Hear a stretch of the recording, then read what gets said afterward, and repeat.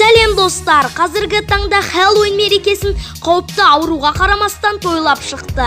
Және де бұл Хэллоуин мерекесі адамдарға қалай әсер етеді? Және де бұл мейрам қандай? Бүгін білетін боласыздар. Хэллоуин мерекесін тойлаймыз деп бет-әлпетіне түрлі бояу жағып, жын-шайтан кейпіне еніп, қиялидың ісін жасайтындарды сол күні көшеден кездестірсеңіз таң қалмаңыз. Ол аздай әлеуметтік желі арқылы бет-аузын бояған жастардың ермегі бұнымен бітпей, асқабақтан қорқынышты бейне жасап, оның ішіне шам жағумен де айналысып кетіпті. Ал бұл мерекені неге мұсылмандар тойламайтынына келетін болсақ, Хэллоуин мерекесі мұсылмандардың емес, пұтқа табынушылардың, әруақтарды шақыратын мерекесі. Мұсылмандар өлгендеріне құрмет көрсетеді, артынан жаман сөз айтпайды, Құран оқиды. Ал бұл мерекеде өлі аруақтарды қорлап, оларды шақырып, мазаққа айналдырады. Бұл мерекеден мұсылмандар тұрмақ дінімізге қайшы келеді деп көптеген христиандар да бас тартқан. Бұл мерекенің шығу тарихына келетін болсақ, Англия мен Ирландия, сондай-ақ Франция жерінде күнге табынатын кельт атты халық өмір сүрген. Олардың түсінігінше қыста күн өлілердің патшасы Самхэйннің тұтқынында болады.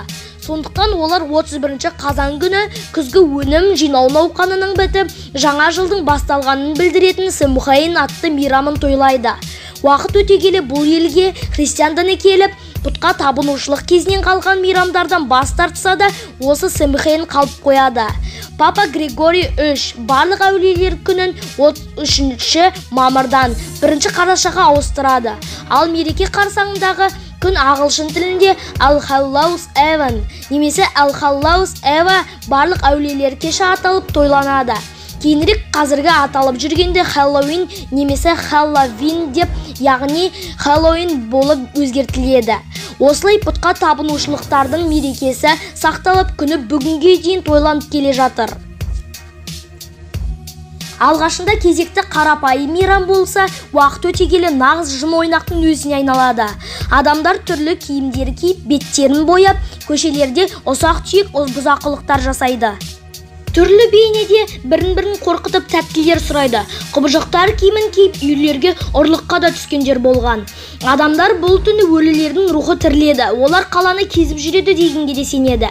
Сондықтан өздері де әруаққа ұқсас киімдер киіп алады.